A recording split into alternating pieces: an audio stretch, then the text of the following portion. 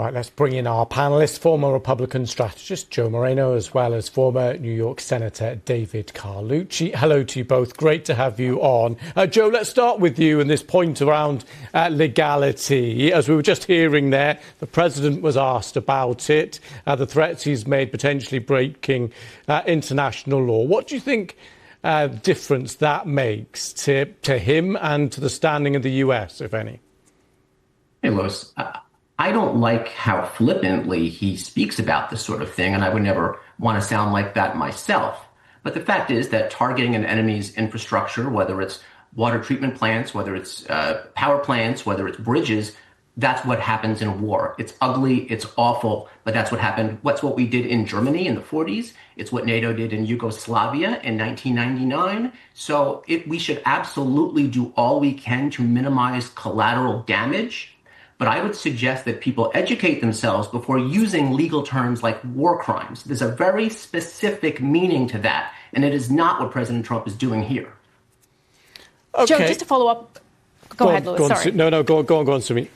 I just want to follow up on what you said there, Joe, about legal terms here, because international legal experts have pointed to specifically this threat of striking civilian infrastructure, saying that if power plants are struck, if civilian targets are struck, that indeed could be seen as a war crime. So do you dismiss that those targets are questionable legally? No, I dismiss that they are questionable legally. What are questionable would be hospitals, schools, synagogues. They are off limits. Critical infrastructure of an enemy is absolutely on the table, as unpleasant as it is. And again, I don't mean to be flippant. War crimes are torture, mutilation, rape, biological experiments, hostage taking. Those are war crimes under the Geneva Convention. So international lawyers might say whatever they want about what's happening here, but that is not war crimes under the Geneva Convention, under U.S. law. And if they're saying that, they might use it for political gain, but it's not legal. Right, let's bring in our panel again. Former Republican strategist Joe Moreno, as well as former New York Senator David Carlucci. David, I want to come to you. What do you make of the opposition here and what you've been hearing from the Democrats? Well, unfortunately, I mean, that social media post is no way to conduct a way to talk. It's not a way to build strength. It's not a way to build confidence. We should not be doing our diplomatic terms through social media posts.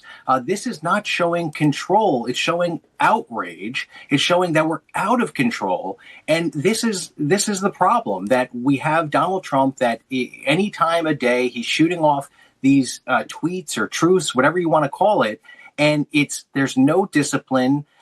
People are looking around the world for leadership, for strategy, a way to de-escalate, and instead, Donald Trump is literally putting fuel on the fire.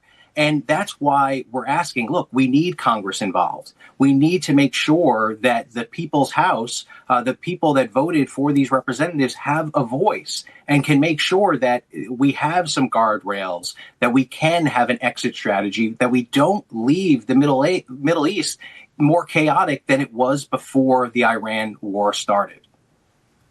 Joe, that question that Louis raised there, David also mentioned it, this social media post. A lot of questions asked whether this is spiraling out of control and whether the president's frustrations are boiling over. So how do you read what the president has been saying?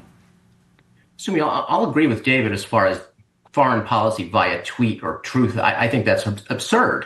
However, I will give Donald Trump tremendous credit because for 50 years, we all sort of wrung our hands over Iran. They killed our troops in Lebanon, in Iraq, in Afghanistan. They harbored the 9/11 terrorists, right? They have been poking and thumbing their nose at us for 50 years, and we haven't done anything other than dithering about terrorist designations and economic sanctions. Donald Trump actually did something. He teamed up with Israel to do what no president has had the courage to do since 1979. And so, yes, he's chaotic. Yes, I wish he had coordinated with Congress, but I give him tremendous credit, despite the fact that he will take a political beating, which I'm sure he's aware of. The fact that he will get hurt in the midterms, I think, is a nod to his courage, not as a downside to say that he's out of control, which I do not agree with. The courage for what, I would ask? For what? What did we get out of this? Higher gas prices, less allies that trust us, more power to China and to Russia? Where's the courage? Anybody could do that. Any fool could drop a bomb, but it really takes real courage to have a plan and bring allies along. And when you bash all these other presidents, include Donald Trump in that. He was the president before, and he's bashing himself when he gets up there and talks about this stuff. It's absolutely ridiculous. Any fool can make a mess. Where's this plan been? Where's this plan been for all these decades? Right? We could plan all day long, but no one's actually done anything. We did have a deal, a nuclear deal with Iran that Donald Trump ripped up and claimed was a problem when it was actually working. So, it doesn't make any sense. It's like he's claiming that he's a hero when he lit the fire. That is the problem here. Terrible deal that ignored Iran's stockpile of ballistic missiles, which is exactly what they're attacking Israel with right now. That was an awful deal that he was absolutely right to tear up. We see reports, conflicting reports coming out that they still have about 50% of their ballistic missile stockpile. And that's why neighboring countries have to harbor in bomb shelters. So it's absurd to say that we're giving him credit. Look, if this thing turns around and somehow the Middle East is a stronger place, yes, that's great. But we have no confidence in that right now. Myself and allies around the world have no confidence because everything he's been saying is a contradiction. He's claiming that this doesn't impact us, that we don't depend on their oil. He's screwing up everyone else around the country, including us. If I can jump in there, Joe, interesting. That if we didn't do anything, nothing would change. And I'm confident of that. At least he's trying. So, Joe, in your view, what has changed? If I can jump in with a question, gentlemen. Joe, what do you think has changed? Because President Trump today saying that, again, the regime is now more reasonable. Do you think that's the case?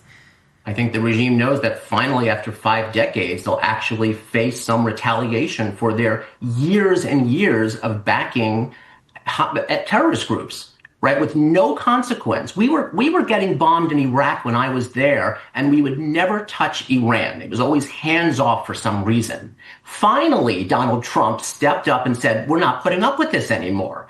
And hopefully, if we decimate their military and we decimate their economy, which is already pretty bad, we will finally enable the protesters that they have been slaughtering to finally have the ability to get rid of this jihadist regime and put that country back on a track to some kind of modernization.